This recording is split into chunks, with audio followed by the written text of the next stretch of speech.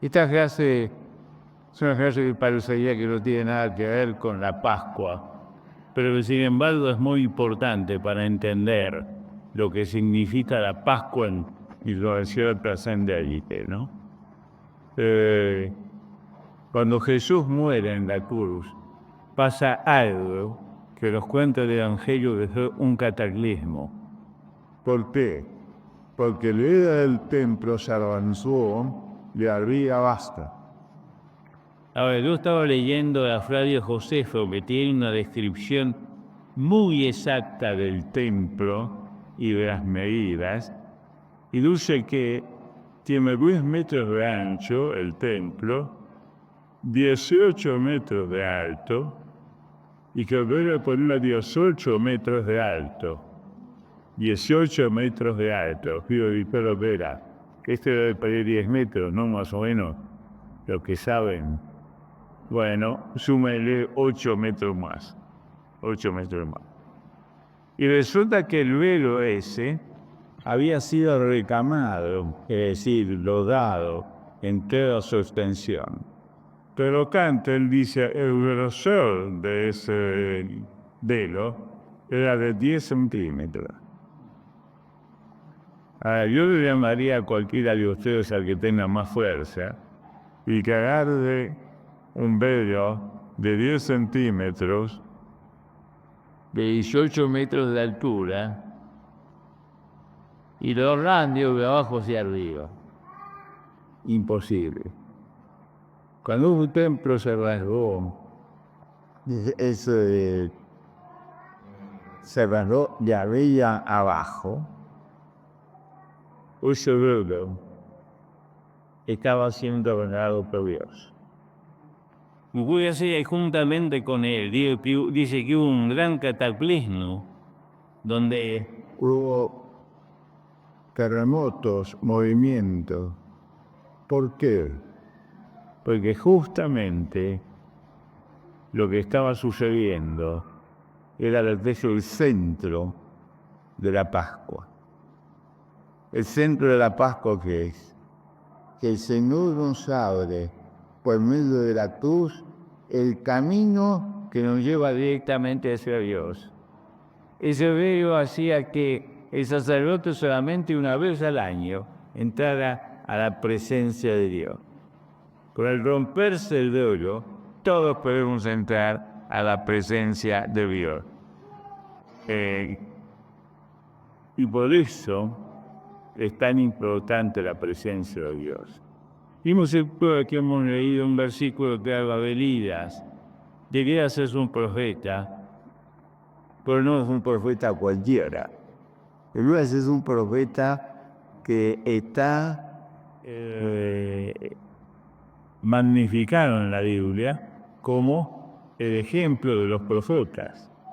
Recuerden que cuando en la transfiguración Jesús conversa acerca de lo que iba a pasar, lo conversa con dos personas, con Moisés y con Elías.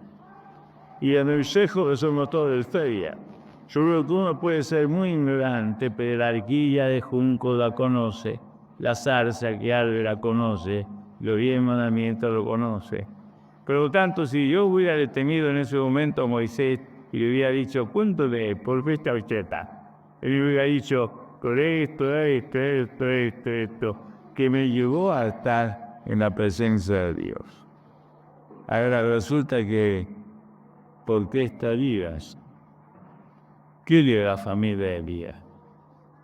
¿De dónde venía realmente Elías? ¿Cuál es la historia de Elías? Ni una. Pero la carta de presentación que él trae es una carta de presentación tremenda. Dice, estoy en la presencia de Dios. Y cuando Elías comienza a hacer todos los milagros que hizo, era porque él estaba en la presencia de Dios. Él estaba en esa presencia. Y entonces, al estar en la presencia de Dios, él podía decir ciertas cosas que yo voy a podar. Y anuncia puede no haber lluvia ni rocío, sino por una palabra. Y lo que sucede. Y cuando 2 años después quiere que vuelva la lluvia porque la sequía es tremenda, sube él al monte y se inclina con la cabeza a tierra para orar y ora y vuelve la lluvia. Era el hombre que estaba en la presencia de Dios. Un hombre en la presencia de Dios. Escúchenme, esta mañana todos estamos en la presencia de Dios. Pero, ¿somos conscientes de eso? Somos conscientes de que estamos en la presencia de Dios. Y entonces, ¿qué diferencia hay? ¿Y por qué no logramos hacer las cosas que hacía Elías? Estamos todos en la presencia de Dios. Porque Elías no estaba en la presencia de Dios de domingo cuando iba a la cena del Señor o los días de reunión. Él percibía la presencia de Dios todos los días de su vida. Todos los días. La presencia del Señor. Esa duda todos los días que él estaba en la presencia del Señor. Y esto es lo que realmente le da poder. Ahora nosotros estamos aquí en la casa del Señor y decimos estamos en la presencia del Señor. El otro día lo oí en uno de los libros de Pedro Fuentes, creo que es el que vas a enviar ahora, donde él menciona algo cuando llegó por una vez aquí al templo. Él dice, cuando entré, lo que me asombró y me llamó la atención fue lo primero que vi, que fueron esas letras gigantescas que decían, alguien mayor que el templo está aquí, alguien. Y yo me acuerdo de cuando tuvimos que poner esa frase, que no es original mía, hay otras iglesias que también lo tienen, esa frase, José Escopazo, que era el que arreglaba todas las cosas, me dijo, hagamos un cartel. Yo dije, no, hay que decir las letras más grandes, las letras más poderosas, hay que poner esa egipción, porque tiene que destacarse el hecho de que acá ni es el templo importante, sino la presencia de Dios con nosotros, la presencia permanente de Dios con nosotros. Y esa presencia permanente que hoy la percibimos, hoy la sentimos, hoy la celebramos en la cena del Señor, esa presencia permanente de Dios no es algo que sea común todos los días. Martín Lutero tiene una frase para analizar, que yo he repetido muchas veces, pero después pusieron analizarla. Él dice, el hombre se ha desacostumbrado tanto a la presencia de Dios que ha dejado de tenerle y ya no se estremece. Ahora fíjense que, ¿cuándo lo dijo esto? En el siglo XVI. Y en el siglo XVI, toda la gente iba al templo el domingo. Toda la gente. Si alguien del barrio no iba al templo, era mal gusto. Lo que quiere decir que las iglesias estaban llenas. ¿Y cómo dice entonces? Bueno, se ha desacostumbrado a la presencia de Dios. Y todo domingo de Palí. Todo domingo. ¿Cómo se ha desacostumbrado? Y se había desacostumbrado porque iba para cumplir algunos ritos, algunas ceremonias. La liturgia era importante en ese momento. La liturgia, lo que decía alrededor. Los sacerdotes se interponían entre el hombre y Dios. Y cuando alguien pecaba, con el día del adulterio, por ejemplo, 2 o 3 adulterios, no interesa cuántos, y lo único que tenía que hacer era ir al confesionario. confesaba eso y el arreglo con Dios lo hacía el sacerdote. Y eso, la profusión de ritos hacía que el hombre se distanciara de la presencia de Dios. Pero llegó momentos donde él dice, nos hemos desacostumbrado a la presencia de Dios. Y quiero decir, no la estamos viendo como debería Elías. No tenemos ahora esa costumbre de llevarnos a la presencia de Dios. Mañana nosotros vamos a estar en nuestro trabajo, vamos a estar en nuestros lugares de estudio, vamos a estar en nuestra casa haciendo las labores de ama de casa. Y a duda vamos perdiendo la noción de que estamos en la presencia de Dios. Pero Elías no. Elías tenía presente eso constantemente. Y al tenerlo constantemente, su vida era una oración permanente. Pero eso el apóstol Pablo dice orar sin cesar. Me dice, ¿cómo? Yo pero estaba orando todo el día. Pero si yo siento que la presencia de Dios está conmigo, cada paso que voy a dar, lo voy a presentar delante de Dios. Cada decisión que voy a tomar, la voy a consultar con Dios. Cada clase que voy a tomar, la voy a presentar delante de Dios. Dios va a estar presente en mi vida, permanentemente. Dios, ¿por qué es posible?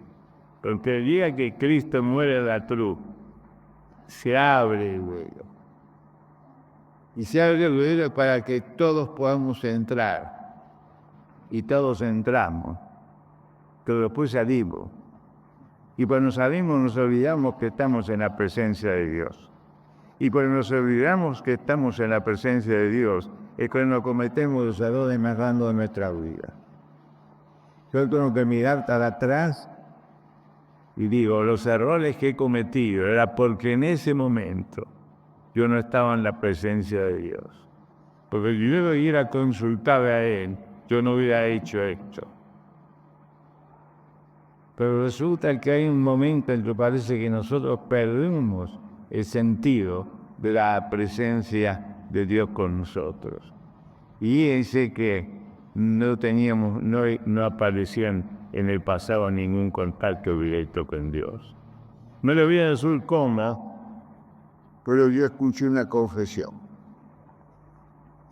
Yo escuché una confesión a un hombre que lo confesaba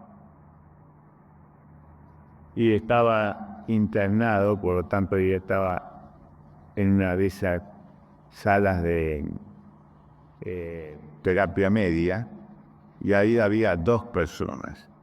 La otra persona pidió confesarse porque tenía un asunto difícil que atravesar. Entonces, otro de quedar en mi lugar silenciosamente. Llega el sacerdote, un hombre que lo traían desde La Plata, porque era por la vestimenta, no un sacerdote común, era mucho más que eso. Llegan y lo dice, ¿cuánto tiempo hace que usted no va a la iglesia? Y 50 años. Y yo digo, bueno, ahora preparémonos porque va a haber 2 horas de confesión de pecado. Y sobre usted, ¿qué piensa de usted mismo? Que yo soy una buena persona, que no le hago mal a nadie. Todas esas cosas que todos sabemos, ¿no? Dije, bueno, ahora viene y va a explicar el pecado y que es un pecador. No, le dijo, no hay ningún problema. Se coloca y yo dotaré o no por la autoridad que tengo. Y cuando termina, el amigo que había traído al sacerdote le dice, ahora sos con un niño, todos los pecados han sido borrados. Y le dice, ¿dónde estaba la presencia de Dios? ¿Dónde estoy yo trayendo mi pecado al Señor? ¿Dónde está esa carga que tengo que terminar? Y yo tomé conciencia de la importancia de la presencia de Dios. hace más o menos, estuve sacando la cuenta, por eso lo puedo decir, eran en los años 60. No, perdón, cuando tenía 60 años. Porque en el año 1952 y 53 pasó algo en nuestro país que conmovió a las iglesias. Y es que un día las iglesias tenían otros sistemas de evangelizar que no son los que usamos ahora. Sabíamos todos los domingos y nos íbamos a la plaza, y la plaza era una plaza sobre la calle Cuenca, que era una plaza importante, mucha gente. Se hacía una rueda, que llegaba allí un órgano portátil, se tocaba, y alguien se subió a una plataforma y hablaba 10 minutos, nada más que eso. Y invitaba a que, eso empezaba a 6:15 más o menos, a que a las 7 huyeran a la iglesia para escuchar acerca de Jesucristo.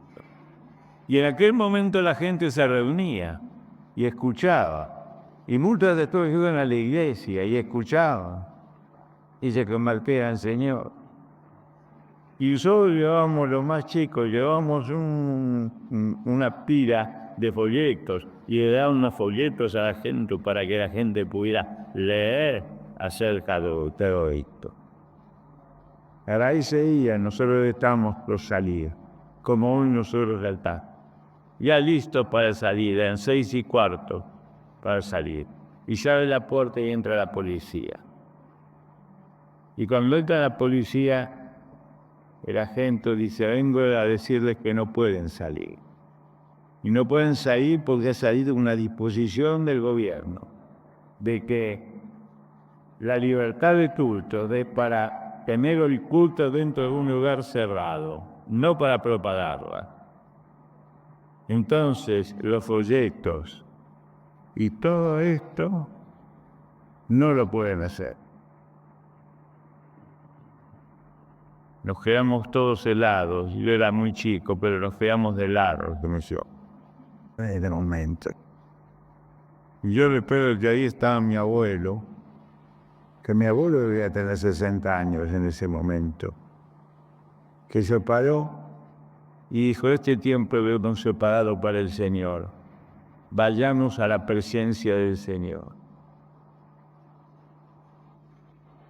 Y para asombro mío, nunca lo había visto así, se pararon todos los hombres, las mujeres por otro lado, y se arrodillaron. Y se arrodillaron frente al banco donde se iban a sentar. Y empezaron a clamar a Dios. Y dijeron, cada domingo, a esta hora, vamos a venir acá para clamar a Dios. Y cada domingo, en un mar de cabezas inclinadas, me acuerdo, que se inclinaban para rogar a Dios que hiciera algo. Y un domingo estaban por empezar ello, y estábamos ya arrodillados, y entra la policía. Y cuando entramos la policía, todos esperamos lo peor. Y dice, quiero decirles que se ha levantado en este momento, se ha levantado la prohibición. Eso era un problema radical y del gobierno, ¿no? Se ha levantado la prohibición y deben salirla. Así que deben salir. Y uno de los hermanos dice, no vamos a salir hoy. El domingo que viene. ¿Por qué? Porque hoy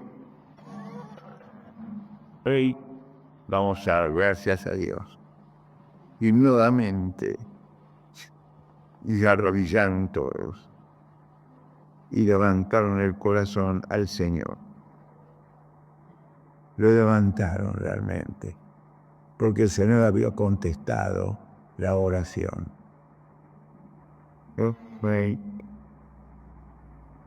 El contacto con Dios estremece el alma, lo sacude desde adentro. Lutero decía, no somos desacostumbrados a la presencia de Dios, tenemos que dejar de tonerle en primer lugar. no de tener miedo, sino de tener temor. Y el temor es la reverencia íntima que tenemos que tener con el Señor. La reverencia íntima. Y yo hemos dejado de tener temor. Hemos dejado. No se estremeció unos ante la presencia de Dios. Yo recuerdo la primera vez que tuve que participar de la Cena del Señor. Estaba en una iglesia, esta era una iglesia muy chiquita, y estaba en el tercer o cuarto banco empezando desde atrás. Y empezaba a pasar el pan. Y yo tomé el trozo del pan. Y recuerdo como si fuera ahora que mi mano temblaba. Y no lo podía llevar a la boca. Estaba estremecido porque estaba recordando algo por primera vez. Y muchas veces después, tal vez hoy, traemos todo el pan como un rito, como una ceremonia más. Y resulta que cuando lo transformamos en un rito o en una ceremonia más, esto hace que nos olvidemos de la presencia de Dios, que estemos separados de la presencia de Dios. Porque todo rito, toda ceremonia, toda liturgia, termina por ser un enemigo de que yo esté cerca del Señor, de que yo me abra mi corazón al Señor, de que el Señor pueda entrar dentro de mi vida. Y todas las cosas de mi vida pasen por las manos de Él. Todos los pasos que doy pasen por las manos de Él. Tengo que aprender a estremecerme nuevamente. Pero de aprender nuevamente a partir el pan y sentir realmente que es la presencia de Dios la que está conmigo. Y como dice el enduro de los Hechos, entonces las iglesias eran edificadas andando en el temor del Señor y se presentaban fortalecidas por el Espíritu Santo. Y crecía. ¿Por qué? Porque tenían temor del Señor. Y esa reverencia la llevaban a su casa, la llevaban a su trabajo y la vivían todos los días. Y cuando nosotros tomamos así la presencia de Dios como algo activo todos los días en nuestra vida, es cuando aparece el poder de Dios en nosotros. Que el estremecimiento de nuestra vida frente a Él. Mis hermanos, ayúdanos a participar de la cena del Señor. Acá adelante tengo los símbolos, el pan y la copa. Estamos en la presencia de Dios. Nosotros mañana lunes, todos tenemos nuestro programita de cosas para hacer. Y por supuesto que es importante. Hay que ir a trabajar, hay que ir a estudiar, hay que limpiar la casa. Y parecería que la presencia de Dios allí no está. Y no, la presencia de Dios está allí. Y si cada cosa que voy a hacer, abro el corazón delante del Señor y lo digo, Señor, este negocio lo puedo hacer o no lo puedo hacer. Es muy ventajoso, pero ¿lo puedo hacer o no lo puedo hacer? Señor, esta decisión que voy a tomar es una decisión importante. Señor, ¿la puedo hacer? Y cuando yo siento que Dios no me contesta, digo, bueno, Señor, vamos a hacer así. Yo vi entonces va a hacerla. Pero si nuestra voluntad interrumpe, Señor, esto, para que no cometa el pecado de no acertarme a la voluntad tuya. Y cuando llegamos a eso, cuando tenemos, como dijo Moisés, A Moisés Dios lo llamó a la tarea de no llevar pueblo por el desierto. Él seguramente calculó como lo que calcularon la guerra últimamente. En una semana llegamos. Y tardó 40 años. Y el Señor le dijo, mi presencia está contigo y te daré descanso. Pero lo más interesante es la respuesta que dio Moisés. Moisés dijo, si tu presencia no debe ir conmigo, no me saques de aquí, no me saques, no me saques. Si tu presencia no va a estar allí, ¿para qué voy a ponerme yo delante del pueblo? ¿Qué gentil tú eres? ¿Qué éxito puede tener algo donde tú no estés presente? Y Dios se manifestó en dos formas. Que 2 días aparecía la nube que lo guiaba, y toda la noche la columna de fuego. Y esa nube y esa columna de fuego lo decía a él que Dios estaba con él en ese momento, que la presencia de Dios estaba con él. Y él que hacía, le decía al pueblo, hay que seguir la nube. Y en medio del desierto, que es una temperatura que tiene ese desierto es terrible, la nube era lo que refrescaba el cuerpo. Y no solamente la vida, era la tranquilidad en la salud. Y a la noche, la antorcha esa de fuego, la columna de fuego que iba adelante, y ahora que lo guiaba. Y esa columna era la presencia de Dios. Yo le estaba diciendo a cada momento, Moisés, lo que me pediste lo estoy cumpliendo. Lo que me pediste. Yo estoy aquí por eso. Cuando llegamos a tener esta visión de la presencia de Dios, el libro de Salmos dice, en tu presencia hay plenitud de gozo. A mí me gusta ese pasaje porque no dice en tu presencia hay gozo. Dice en tu presencia hay plenitud de gozo. El gozo pleno y el gozo total está en la presencia del Señor. Marcos Vidal, en una de las canciones, cuenta lo que es la sociedad. Y después de contar lo que es la sociedad, dice, ¿dónde está el nuevo día? ¿Dónde está el nuevo día? Como viendo qué pasa, que la fuerza de ella no hace nada en esta sociedad. Dios hace en su canción que Dios le conteste. Y usted le contesta a Dios. ¿Y dónde están los Elías de hoy? ¿Dónde están los Elías de hoy? ¿Dónde están los 3 jóvenes que prefieren ser mandados al horno de fuego antes que negar su fe? ¿Dónde están? ¿Dónde están? Y yo cuando escucho esa canción digo, qué grande, eres un pastor. Qué grande lo que él está diciendo. Está diciendo que en ese momento la presencia de Dios es fundamental. Y la presencia de Dios es lo que trae la plenitud de gozo. Y entonces, ¿dónde está Elías? Y si se encontraron Elías, si Dios encontraron Elías, que está en la presencia todos los días,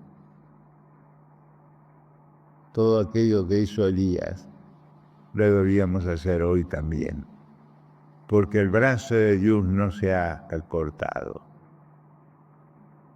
Quiero terminar recordando un poema, a mí me encanta, de Malcolm Boyd.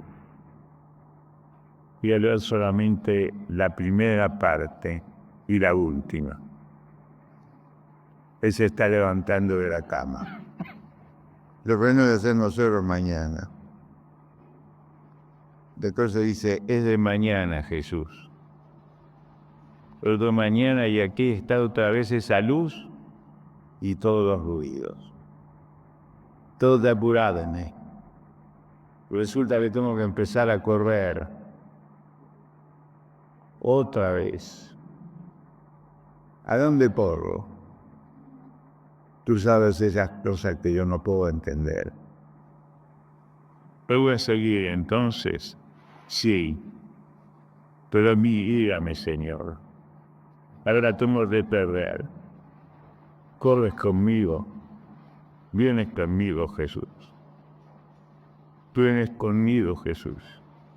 Ojalá esto que meditamos hoy sea lo que pensamos mañana. Y que mañana podamos decir todos al despertar, Señor, otro día más. Vienes conmigo, vienes conmigo. Y cuando uno piensa, vienes conmigo, Jesús, allí la vida empieza a cambiar. Porque ya no voy solo, no voy solo. Hay alguien que me está acompañando, y alguien que me está guiando, y alguien que me está conduciendo. Pero es el alma la que se tiene que abrir a pedir esto al Señor. Y si no lo veas, es porque no hay personas que están en la presencia de Dios. Elías dijo, yo estoy en la presencia de Dios. Yo también estoy en la presencia de Dios. Porque Dios es omnisciente, omnipresente. Y si Dios es omnipresente, ¿estuvo en la presencia de Dios? ¿Cuál es la diferencia entre Elías y yo? En que Elías sentía esa presencia todos los días. Y nosotros muchas veces sentimos solamente cuando estamos en este lugar, cuando estamos tomando el pan, únicamente cuando tomamos esta copa. Y mañana nos olvidamos. Hermano, que la ceremonia, que voy a usar una palabra tal vez impropia, que el rito de la cena del Señor no me quita a mí la visión real de la vida espiritual. Que hoy estoy diciendo, parto el pan porque he tomado, Jesús, y porque ese Jesús va conmigo. Temo el vino porque la sangre de Cristo me ha limpiado, y esa sangre está constantemente limpiando mi corazón.